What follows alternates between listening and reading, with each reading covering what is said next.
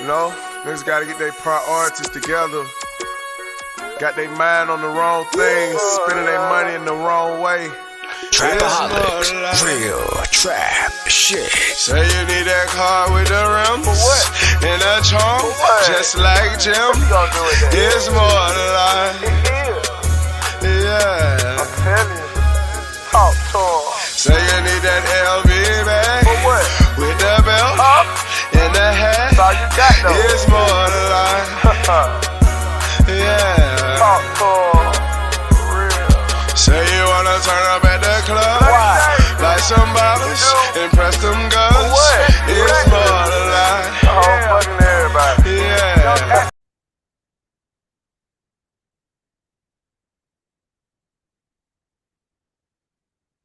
Good evening, everyone, and welcome to Saints and Appetizers podcast. And who dat? And we are back. We are back with some more appetizers for you, or actually not appetizers, but I'm talking main course for you. Some main course for you, and I'm talking about this Sunday's matchup.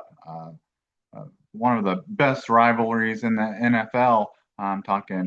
This is actually this Sunday coming up, but it's an evening game again. So the Saints started out the season where like all their games were at noon, but they've had a couple evening games here now that have allowed you to enjoy some of these games. But yeah, it's a Sunday, November 23rd at 3:25 p.m. Central Time at the Caesar Superdome. So home game against the Atlanta Falcons. So this game matches up for one of the biggest rivalries in the NFL, and I don't know how Atlanta Falcons fans feel about it, but for Saints fans and New Orleans fans and NOLA, all that out that who that's this would be considered one of one of two of the Saints Super Bowls this year. Like if the Saints were to only win like two more games, beating the Falcons would be good, but the one thing that's kind of annoying, but can't get on them too hard about it because the Pelicans basically did the same thing in trading away an unprotected first round pick without knowing or maybe knowing that they were going to be total garbage. So even with the Saints beating them, if the Saints beat them in their two Super Bowls that we're talking about this season, like it won't help the Saints in regards to making another heated rival better in the Los Angeles Rams. So the Rams could potentially be in the NFC Championship game or maybe even win the Super Bowl and still have a better pick than the Saints in this upcoming draft. Still be picking regardless, probably picking in the top 10. But I like what I was saying. I don't know how Atlanta Falcons fans feel about this game. I don't know if they feel like I think their season has kind of blown up and kind of the rug kind of been pulled out from under them. Definitely, when you look at all these injuries have accounted to that. So I think they're just their expectations for them was that they were going to be better, and well, they're not. And it looks just going off this injury report, which we're about to get into, it's pretty kind of clear as to why.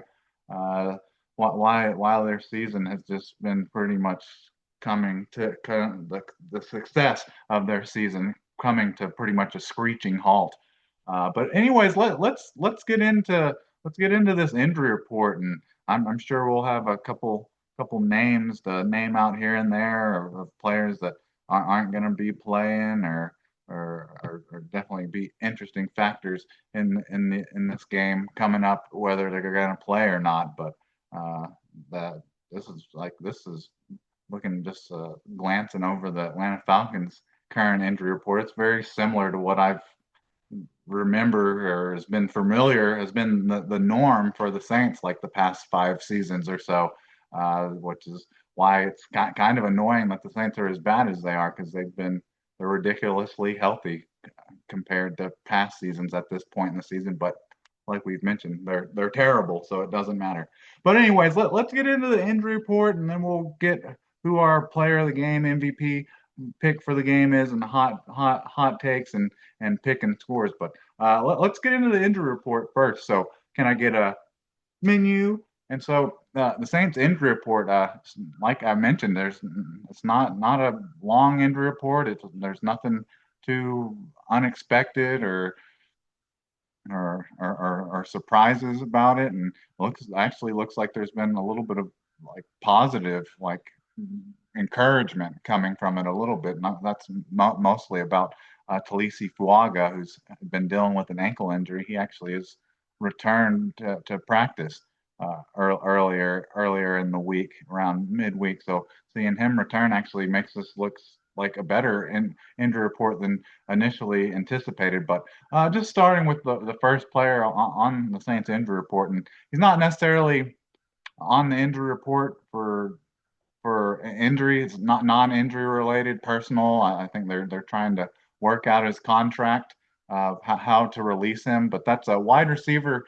Brandon Cooks had been released like a couple days ago, but I guess it hasn't been officially made official, and he's still technically on the team. I think that goes hand in hand with the Saints trying to get money back from him. I guess because I guess the contract was what, an 8 million guaranteed, and even though he's only played like 10 games, they're having it factored to where he's already getting like 6 or 7 million, and then just want to give him like trying to get him to give like the Saints 2 million back, kind of similar, I guess, to what the Saints did with Derek Carr when he retired. Like he gave us a little bit of money, he gave us a little bit of money back so that we would let him retire, I guess, or so he could retire. But this is kind of similar in regards to Brandon Cooks, like asking for his release. So it's like, if we're gonna do you a solid, then maybe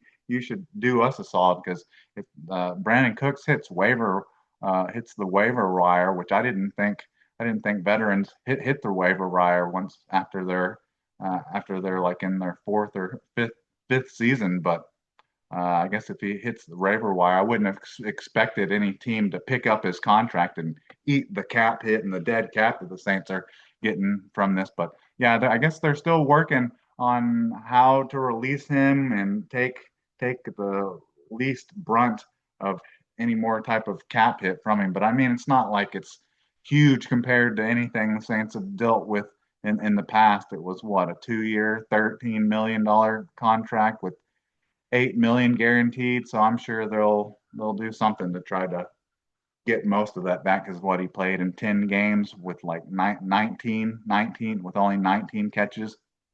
So I understand it. I think it's a personally, it's a good move, and a good move of faith, trust and faith from the Saints, to do Brandon Cooks a solid by allowing like an older veteran player to leave a team that's looking to be probably picking in the top 10 in the draft, so he could go to maybe a team that's at least going to be in the playoffs, or at least have at least a winning record, or more closer to 500 than being at the bottom like the Saints. But yeah, so Brandon Cooks is still on the team currently, but looking at trying to cut him, release him, get him on the waiver wire, but still on the team technically, still on the team, where the Saints are trying to do their work. Everyone's favorite, Mickey Loomis, is trying working his wrist, trying to get some reimbursement out there. All right, so enough of Brandon Cooks. The next player on the injury report, we talked about him a little bit earlier, but Talisi Fuaga, dealing with that ankle injury, and when he didn't practice on Wednesday, that had me a little concerned. Like, maybe it's a more serious than we thought. But for a big guy like that, I'm just glad it's not like a knee injury or anything like that. So that's my main thing about this injury. But yeah, he ended up coming back to practice on on yeah, on Thursday. So that's a positive.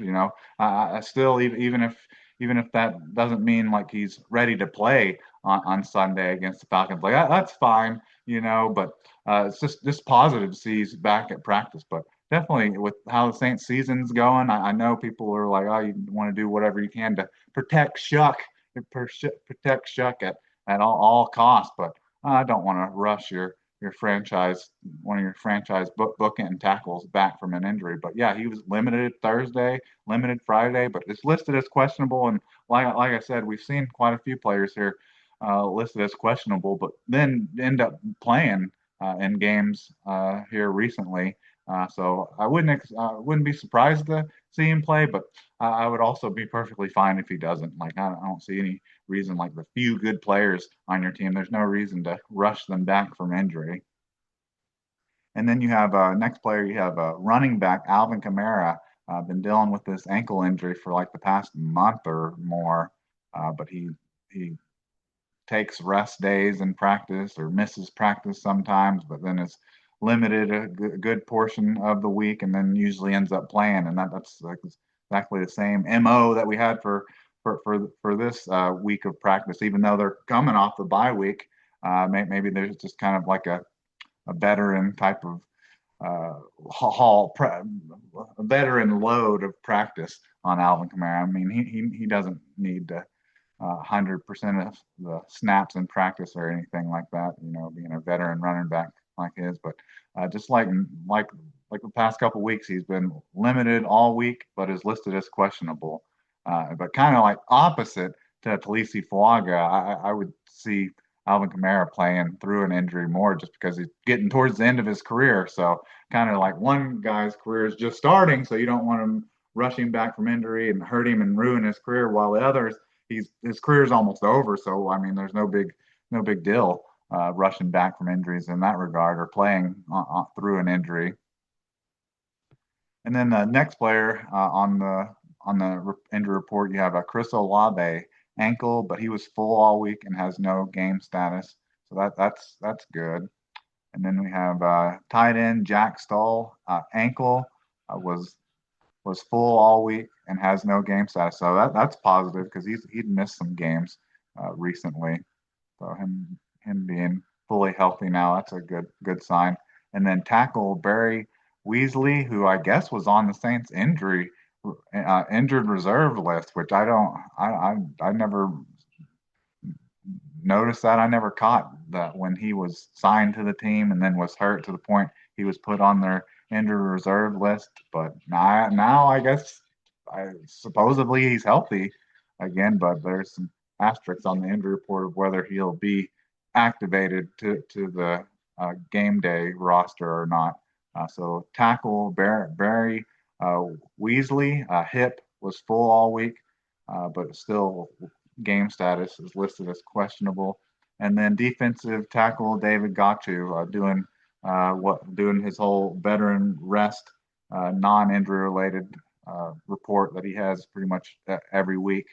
But so he practices Wednesday, but then doesn't practice Thursday, and then is full on Friday and has no game status. So Saints are healthy. You know, I mean, really the only serious player that the Saints are like missing, like that's like a really good player this season, which is wild considering how beat up the Saints have been in the past. Is like Eric McCoy, and then like that's it. Like pretty much everyone else that's like a real difference maker is healthy for this team. So we've said it like 100 times, and man, it's really kind of annoying the Saints being this healthy and still being this bad. But hey, if the Saints come out of this season with their franchise quarterback, I probably won't complain too much. I'll probably sign up for that right now. But anyway, so let's get to the Atlanta Falcons uh, uh, injury report here. It's a damn injury report looking like a receipt or something, a CVS receipt or a Walmart receipt or something. But Atlanta, so let's get into Atlanta's injury report. So defensive tackle Zach Harris, I think he is out. So yeah, Zach Harrison knee is out, and that is yeah. So knee didn't practice Wednesday, didn't practice all week, and is out. So no Zach Harrison, and then guard Chris Lindstrom, who I believe is a starter for them. Foot didn't practice Wednesday, but then was limited Thursday and Friday and listed as questionable.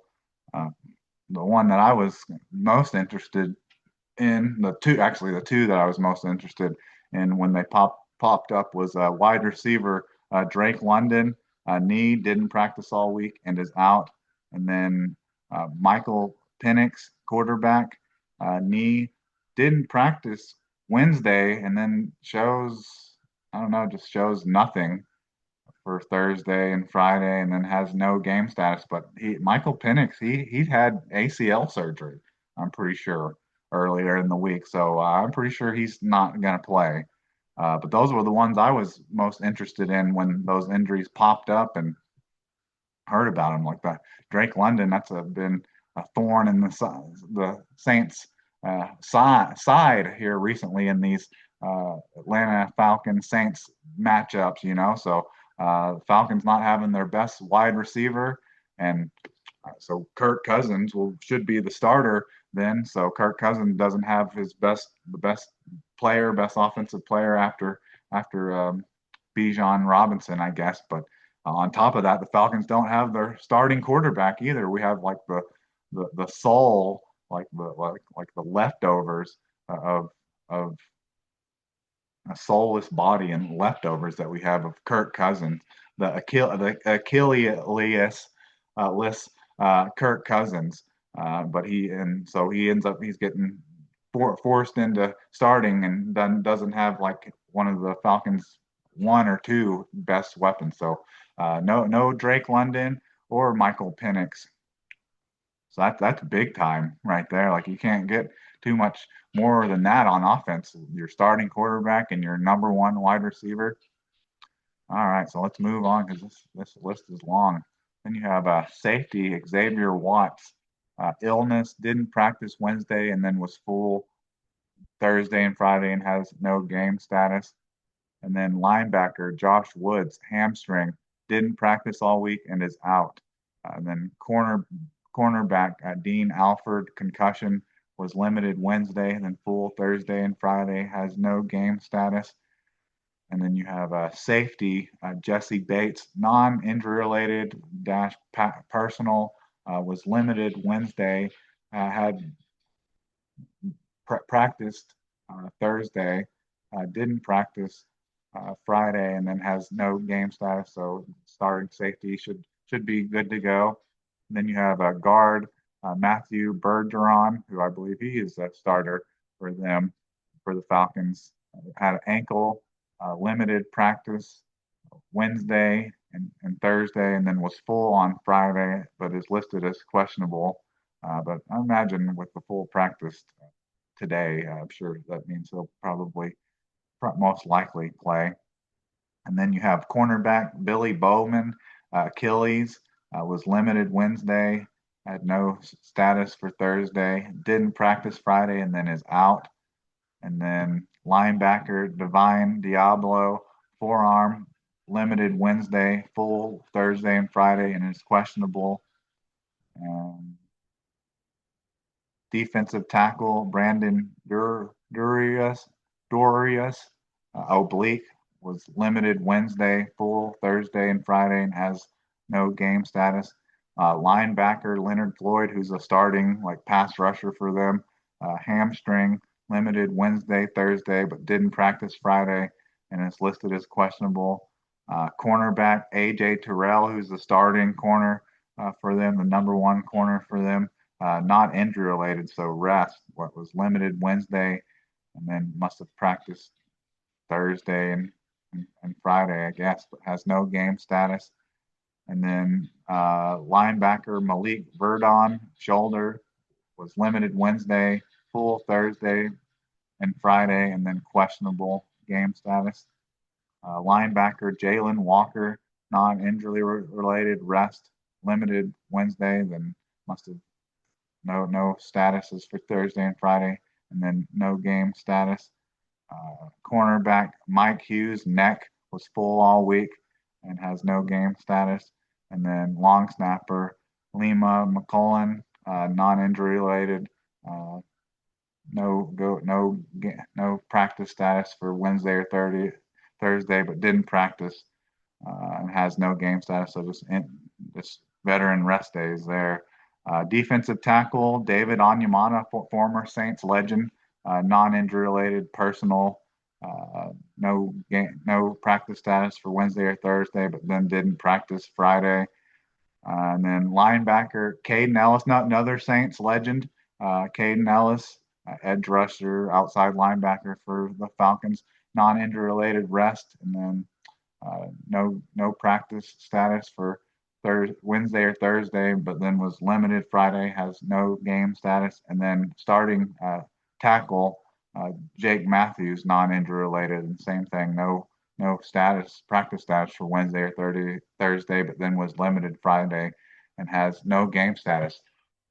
Whew, man, that is a long injury report, and it's really kind of odd with the amount of players that they have on there that are like limited or non-injury related and personal, and just didn't, I guess, veteran rest days and things like that. Like, I guess they're doing it to try to save the last good players and the last few starters healthy that they have. But man, whew, that is a long list. It'll be really interesting to see who the Falcons inactives actually end up being on game day. But good night that they got a long injury report. And man, you would think like, oh man, that's giving the Saints fans confidence, the Who Dat fans confidence. But man, it's making me actually kind of more nervous a little bit, just because you get a team like that's so beat up like this, and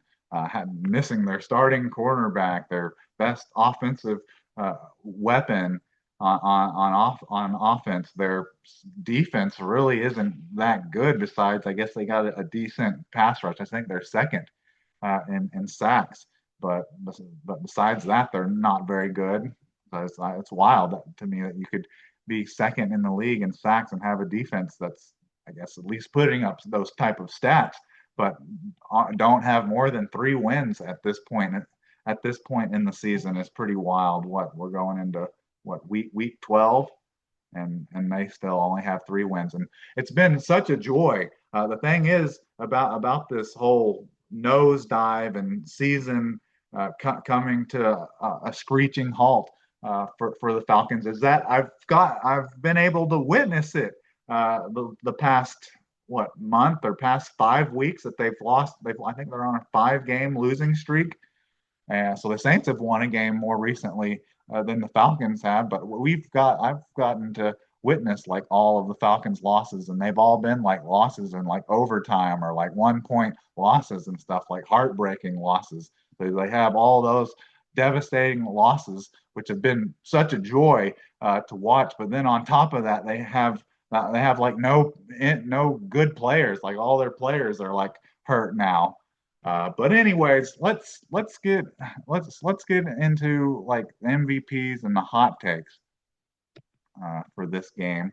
So my MVP for this game, and this is because I kind of want to have like a flashback, classic type of moment, and kind of just like that real nostalgia feeling. And it really builds up to being really a good possibility that we could get that in regards to having Cam Jordan having a good game. And just, a good game for him is like 1 sack, maybe a tackle for loss, or being involved in some type of turnover, whether it's an interception or maybe just recovering a fumble. But seeing Cam Jordan getting after a senior citizen level of athleticism type player in Kirk Cousins gives kind of flashbacks to when he used to drag Matt Ryan to the ground consistently during his Atlanta Falcon tenure. So getting another old veteran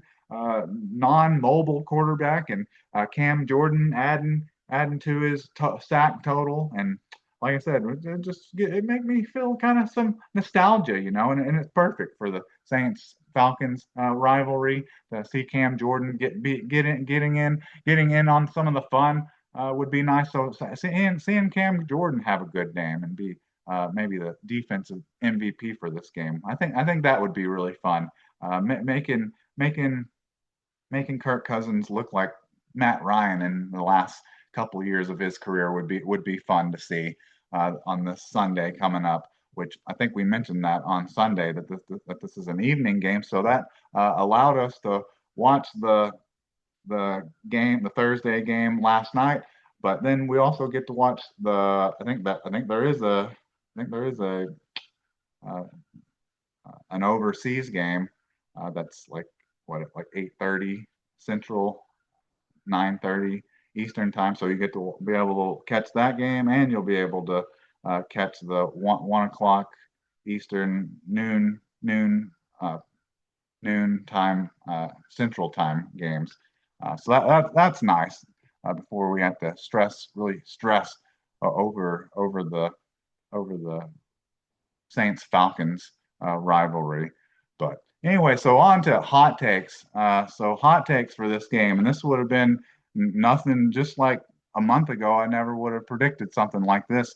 But for a hot take, and would be nice to have it happen this season because it hasn't happened this season. And the closest we got to it was just 2 weeks ago when Tyler Shuck passed for 280, 81, 82 yards. So Tyler Shuck I have Tyler Shuck throwing for 300 plus or more yards in this game. So the Saints will have a 300-yard passer in a game for the first time all year in this game. And I mean, come on, Tyler Shuck.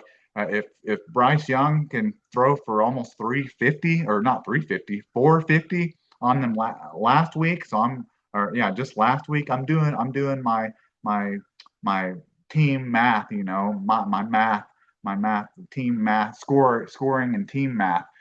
So there should be no reason Tyler Shuck should not be able to throw for 300 on the Atlanta Falcons defense. Like really, my only main concern about that is maybe if the Saints get behind in this game and the one of the few good things left healthy of the Falcons is that they have a decent pass rush. They have a lot of different guys. They don't have like that one guy that's like an elite pass rusher and almost has double-digit sacks at this point in the season. But they got a lot of guys. They got the two rookies that they traded draft picks for. So they got two young guys, and then they have David Onyemata, former Saints legend, Caden Ellis, former Saints legend, and Leonard Floyd. He used to play for the Rams and the Buccaneers, I think. So they just got a bunch of different guys.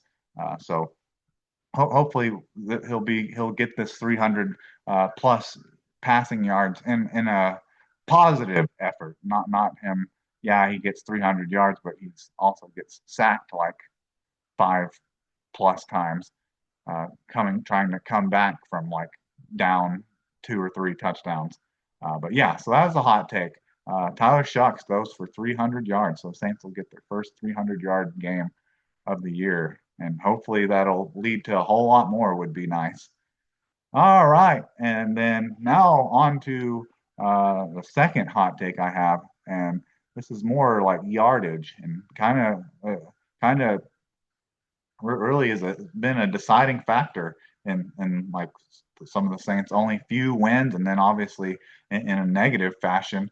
But the Saints are going to hold the Falcons to less than 100 yards rushing in this game. So the Falcons, so that means going even a bigger stretch than what we predicted in the Panthers game with Rico Dowell and Chuba Hubbard. We just predicted what our prediction. Our prediction was a little more sad in that prediction, and we were just predicted that and this was just kind of an extra hot take that hopefully one of their running backs won't have a single player won't have 100 yards rushing, but it ended up being the whole team. So I want to see if the Saints defense can have a repeat performance in that, and coming off their bye week should be fresh and rested.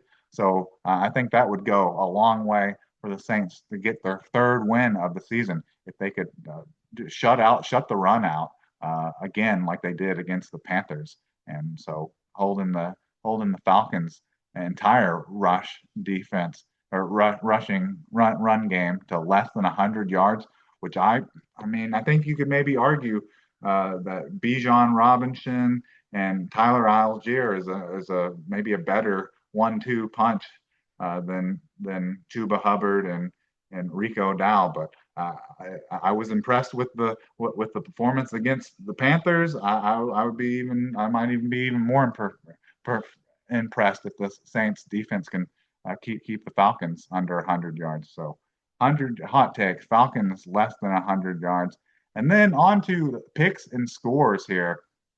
So originally, you get off the whole recency biasy, and the feel good off of coming off a win, and it's the great performance from Tyler Shuck. You're just wanting to pick. Oh yeah, you're wanting to pick the Saints over the Falcons, like 31-17 or 28-3 if you really want to embarrass them. Like yeah, that would all be funny and that would be fun, but I don't think it's going to be that realistic. Like Saints battles in the past usually close, like one score games, or they're a blowout. They're not. There's usually really kind of like no in between. But I still don't think the Saints are good enough to be a team that's blowing anyone out. And in the same regard, same uh, view, I don't think the Falcons are a team that really blows teams out or anything like that. But I think this game is maybe going to scare Saints fans with the way that it starts.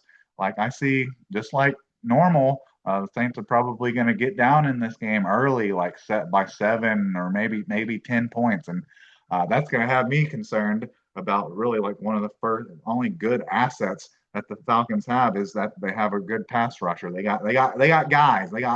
It's not that they have a guy, but they have guys that can get after the quarterback. So that will have me concerned. Like, oh, here we go again. We have to watch a comeback on clawing and scratching the comeback, which they even did that against the Panthers. They had to come back from down 7 in that game. So might be 10-7 or yeah, 7 or 10 in this game. But then the Saints are going to score 17 unanswered, and then at some point they'll end up capping the final score off with another touchdown to where, yeah, maybe the Panthers come back and tie it 17-7, but the Saints will have a go-ahead touchdown, 24, 24-7 for a Saints win. So Saints will end up leading most of the time, but it may end up getting close at the end to where, oh yeah, they got it tied back up. The Falcons tie it back up with like 4 minutes left, but the Saints just march right down the field and get the go-ahead touchdown to win the game. And so we have the Saints winning 24-17 over the Atlanta Falcons, and the first of one of the Saints Super Bowls this season, because out of the rivals and really the only real true rivals, like yeah, there's Saints fans and Houdat's have a lot of fans and organizations that they don't like and teams that they don't like, but it's the you look up the definition for NFL rivalry in the dictionary or Wikipedia or encyclopedia, like the Saints, New Orleans Saints versus Atlanta Falcons is going to be like number one at the top of the list, and even their records against each other are like almost at 500. Like that's how neck and neck this rivalry has been. But it would be nice to get out a little, draw a little closer, or get out in front of it a little bit come Sunday evening. When I'm actually, I think I mentioned it. I like being able to watch the early games and all that, but man, if the Saints don't win this game, I get a little frustrated and annoyed that by the time the game's over, it's pitch dark outside. But anyways, that's about all I have for this game. I'm excited, and I'm definitely probably at the top of the list there. I'm definitely excited to see what Tyler Shuck does, and if he has a repeat performance, because man, that would make the rest of the season go a lot smoother and have me feeling a lot more confident and a joy of what the next season, what the 2026 season, off season, and the draft, and like I said, the 2026 next season will be. But anyways, I think that's about all I have for you this evening. So who dat, and can I get a Check, please.